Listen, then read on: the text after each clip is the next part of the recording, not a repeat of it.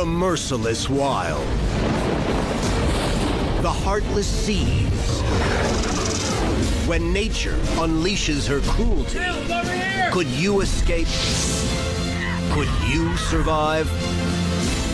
These are the true stories of outdoorsmen confronted by death, armed with raw courage and a will to live.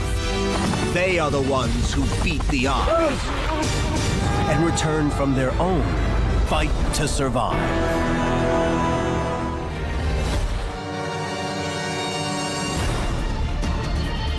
A lifelong bond of hunting, forged between father and son. The kinds of hunting we do is, elk, deer, antelope. Threatened to be pulled apart in the jaws of a Wyoming grizzly. He came straight at me.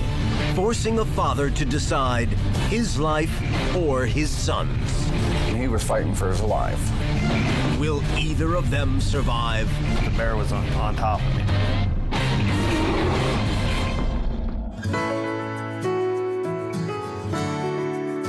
The Ron Lemmings, Senior and Junior. For them, the towering mountains, wild forests, and big game have beckoned each fall.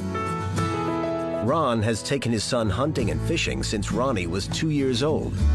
When Ronnie killed his first deer, he was 12 years old. I was probably more excited than he was over the kill. The kinds of hunting we do is, elk, deer, antelope, moose, anything we can draw a tag for. For father and son, it's the trail of the mountain man and the Native American as they ride their horses far into the rugged wilderness. We hunt with rifles and we hunt with bows. Usually we hunt with bows every year because you can hunt with a bow, and if you don't kill anything, then you can also go back during rifle season. I like bow hunting best. It's more of a challenge. You got to get in real close. There's just something about it. You're all camoed out. It's really close range. It's definitely more exciting, I think, bow hunting. In October 2009, the call of bugling elk draws the two men up to ride the High Lonesome, which is in fact home to every brand of wild game, including the deadliest. When we go up hunting in Boulder Basin, we see everything. We see, deer, elk, bighorn sheep, moose, of course, grizzly bears, black bears. The hunt has started well. They've had several chances at elk, and it seems just a matter of time, which fills their fourth day with excited anticipation. Before leaving camp, though, they ask for help and protection, as they always do. Please keep my son safe. We just more or less pray that we will have a safe hunt and maybe have an opportunity to get close to an elk or whatever, and then we'll take it from there. I think probably that morning when I said that prayer that I was hoping that I would have a bull elk in front of me and that he would guide that arrow and that I would finally get to put my tag on an elk. True today. Neither knows what their prayer may mean before the morning's over.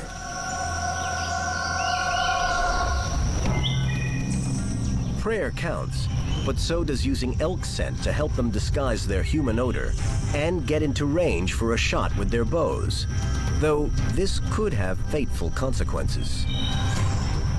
As the hunt begins, they decide that Ron Sr. will hunt below, while Ron Jr. calls from above and tries to get an elk to walk by his dad. We eased into our favorite little spot there and started calling, and right off the bat, a bull answered us and started coming in. We had been set up for probably, 5 to 10 minutes, and Ronnie was behind me about 40 yards, and I was down the hill from him. And it was, I believe, a 5-point bull came in and stood just below me, and then he turned and went off to my left, and I couldn't see him, but Ronnie kept calling, so I knew he was still there. I was just waiting for him to move back in an area where I could get a shot at him. I seen that bull coming out, and he was right exactly where I thought he was going to come out, and my dad was in a perfect position. I thought for sure that was his elk. We were getting that elk for sure. The last piece looks like it's about to fall into place when, without warning, the elk bolts. The elk spooked and took off, and everything was, I couldn't figure it out. There was no reason for him to spook, and after he spooked and took off, I stood up. Then I heard a stick break behind me, and I turned around, and that's when I seen the bear. And what's a mystery at first becomes true terror. When I turned around, the bear was probably 20 yards from me, just standing there looking at me. The look on his face, I knew this wasn't good. I heard Ronnie yell, "Get out of here." And instantly I knew it was a grizzly bear because he would never open his mouth if it wasn't a bear. I just threw my arms up, and I yelled at him to get out of here. Most of the time they turn and run off. This one, his ears went flat and he came straight at me at full speed.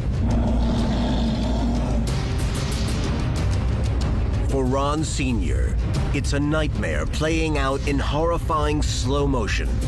The very first thing that I thought of when I saw that bear behind him, just for a split second, I was holding him when he was a little tiny baby. And then my next thought was that bear's gonna maul my son. Can a man with only a bow and arrow in his hand rescue his son? And does he risk becoming prey himself?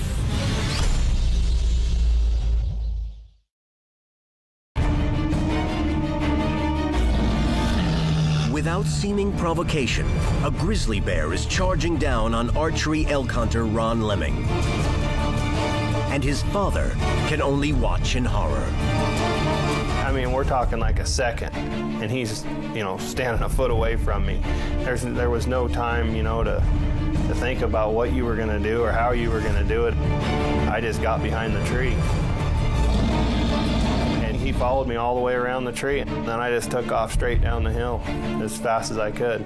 I knew he was chasing me, and I was just trying to stay up. I knew I wasn't gonna be able to keep that up long because it was such a steep hill and I was going so fast. The only clear path down the hill happened to be right by where my dad was at.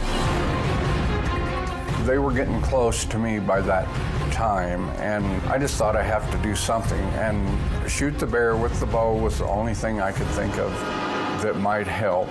And not even knowing that was going to do anything.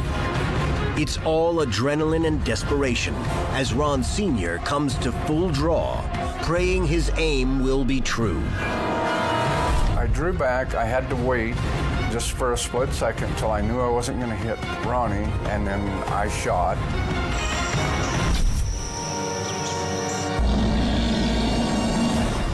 I had no idea that I had hit the bear. The way everything was going, it just seemed like, this little arrow didn't do anything. I saw my dad draw his bow back. I heard his bow go off, and I seen a flash of an arrow just go right by my leg. I didn't know if the arrow hit the bear, and about the same time, I was on the ground. I guess the bear had caught me at that point and knocked me down. The massive grizzly is now on top of Ronnie and about to clamp him in its powerful jaws and slash him with its raking claws. When I hit the ground, the first thing I could think of was, I didn't want to be on my stomach. I wanted to be on my back where I could see what was going on. And I rolled right straight over to my back. And the bear was, he was right on top of me, trying to look like he was, I know they always go try to get at people's heads and at your face and stuff. And that was the only thing that was going through my mind, was to keep him away from my face and my head. The adrenaline and everything that was going on, I actually didn't even know that he had bit me at this point. Ronnie's laying on his back, kicking and slugging. I mean, he was fighting for his life. Somehow, Ronnie gets back to his feet and makes another run to escape the grizzly. I took off down the hill again, and he's right on me, chasing me down the hill again. And I went to jump in between two trees, and the bear kind of pinned me down up against that tree, and it knocked the wind out of me, and trying to turn around and reach behind me, and that's when he bit through my hand. The bear is in for the kill. Ron Sr. has to resort to last-ditch measures to try to save his son, putting himself in harm's way. And I couldn't shoot there because, you know, it would have been a chance of the arrow going through the bear and hitting him. So I just thought the only thing I can do is try and get him off of him, and I started beating on it with my bow. After a little bit, I felt, you know, he got off me. All of a sudden there was no more weight on me, and I'm thinking, oh, he's gonna leave, you know. And I looked over and I could see my dad standing there, and I seen the bear take a couple steps towards him.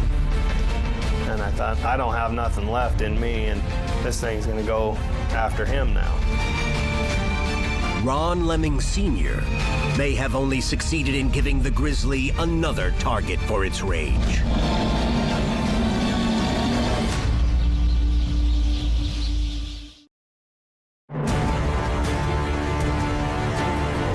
Deep in the Wyoming wilderness, Ron Lemming Sr. has been able to halt the attack on his son. But now the infuriated grizzly is ready to turn on him. And when it turned and looked at me and took a step toward me, I thought, well, now I'm going to get it. As the bear appears ready to attack Ron Sr., it suddenly begins behaving oddly and turns away. And then about that time, he turned around and he walked right beside me, and just kind of went down, just walked right down the hill and went about 20 yards down there. And he stopped and he turned around again and looked at us. Wounded and bleeding on the ground, Ronnie Lemming shouts at his father to shoot the bear again before it can come back. But all Ron Sr. can see is the horrifying sight his son presents. He was covered in blood, I mean, from head to toe. And I just thought, oh my gosh, you know, I mean, my worst fear was there. And of course, after asking him, and he kept saying, I don't know, I'm thinking, well, you've got to know because you're half dead. And I'm just thinking bad things. Suffering from shock, Ronnie cannot answer his father's questions about where he is injured. Desperate to help his son, Ron cannot forget the bear that still looms just yards away. Until... Then he just took off wandering down the hill and fell over. The bear wasn't moving. We figured he was dead. It was like he took a 5-gallon bucket of blood and dumped on me and then dumped it all over the ground. I just assumed when I seen all that blood it was mine, and you know, but I couldn't feel, you know, I didn't really feel no pain at that point because of the adrenaline and everything that was going on, and so I assumed it was my blood, but I wasn't sure. Surprisingly, maybe miraculously, they find that the vast quantities of blood are not Ronnie's, but were pumped out of the bear. Both hunters realize that grizzlies are a threatened species, and so there will be an investigation of this one's death, which they document with their camera.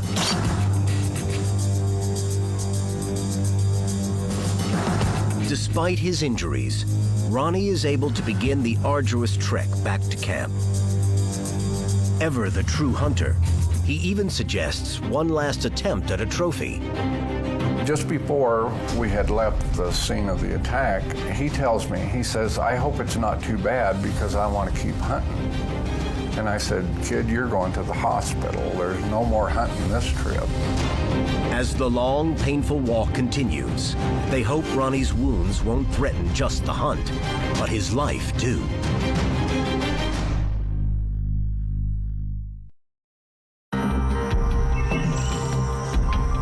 Wyoming's Boulder Basin outside Yellowstone has been the favorite wilderness hunting grounds for father and son Ron and Ronnie Lemming.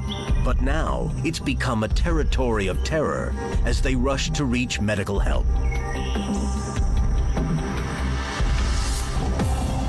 On the ride to the pickup truck, the numbing effect of the shock fades, and Ronnie begins to feel the pain with every clopping step of his horse. I felt pretty good as we were riding out. We got a few miles from the trailhead, and then I could kind of, I started feeling some throbbing, and then I started feeling the pain, because it took us probably 6 hours to get back to where our pickup was.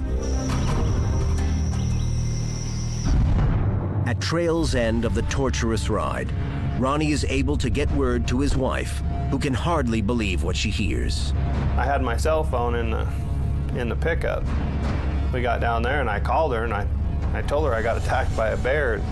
She was kind of thought I was screwing around or something. She didn't really believe me, and I said, no, I really did get attacked by a bear. I said, I'm gonna have to go to the hospital. And he called and said that he'd been attacked by a bear, and I just thought he was joking. At first, I was just like, oh, brother, because in my mind, if you're attacked by a bear, you're dead. 12 hours from the time of his attack by a grizzly bear, Ronnie Lemming and his father pull into Ronnie's driveway. When I saw him fall to blood, it just kind of hit me like, man, this is real. This is really happening. Then it was just kind of like, okay, get in the car, we need to go to the hospital.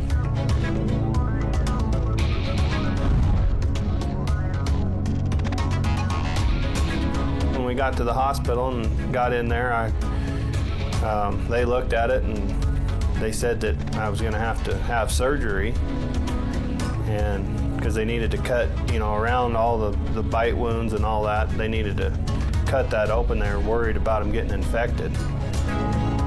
By the time we got to the hospital and they got him into surgery, it was like midnight. I do remember sitting out in the waiting room by myself. That was kind of just going through my mind and telling our kids if their dad had died. How do you tell like a 3-year-old and a 5-year-old their dad's dead? So I just remember sitting out there and just those thoughts were going through my head, and just being really thankful that that didn't happen. With Ronnie in the hospital, Ron Sr. escorts a game warden and a biologist back to the scene of the attack the next day. As the biologist examines the grizzly, it becomes clear just how remarkable Ron's shot was. They checked the bear. He used a limber stick, and he followed the path of the arrow. And he told me that the arrow had hit a major artery and went right into the heart. An inch right or left, up or down, and Ron's arrow might not have found a killing spot.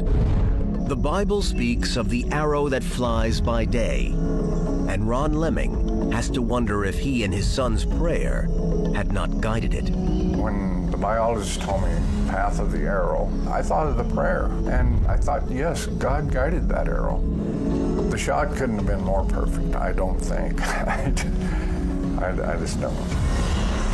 I think that the shot my dad took was definitely a miracle. I know that arrow was guided by God. There's no doubt in my mind. You could make that shot 1,000,000 more times and never hit that exact same spot.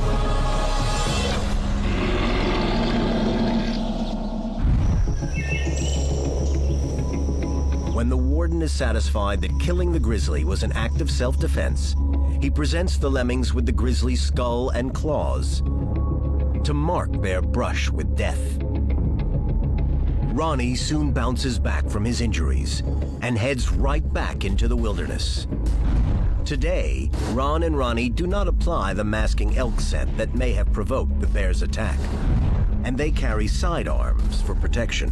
What's happened to me hasn't slowed me down a bit. I was back up there hunting a month after in the same spot. As far as hatred toward bears, I have none whatsoever. In fact, I love to see bears. I think they're one of the greatest looking animals that God ever created. I think about the bears more. I'm constantly on lookout for them, but I was before too. And knew they were there. I knew they were dangerous. I probably look over my shoulder quite a bit more than I used to, though. You know, used to I could go up there and take a nap on a hillside in the afternoon. I don't do that no more. Father and son still ride their horses into the wilderness and bring their bows. And if anything, the ordeal they experienced has only drawn them closer. My dad's definitely my hero for this. I don't think anybody else could have done it. To stand there as close as we were to him and make the shot that he made, there ain't nobody I know that could have done that. Do I consider myself a hero? No, I do not. For one thing, he's my son. I love that kid more than life itself. I think he saved his own life, too. The way he fought that bear when he was on his back, it was amazing. And I think a lot lesser men would have give up at that point, and they would have been dead. Yeah, what happens made me just respect life a little more. You know, I always did anyways, but you know, you just don't know. You know, you don't think it's gonna happen to you when you go out there. You know, I've been out there a million times and it's never happened, but it can at any time. The lives of a father and son rested on courage and instinct while balancing on the blades of an arrowhead, flying, perhaps, by the power of prayer.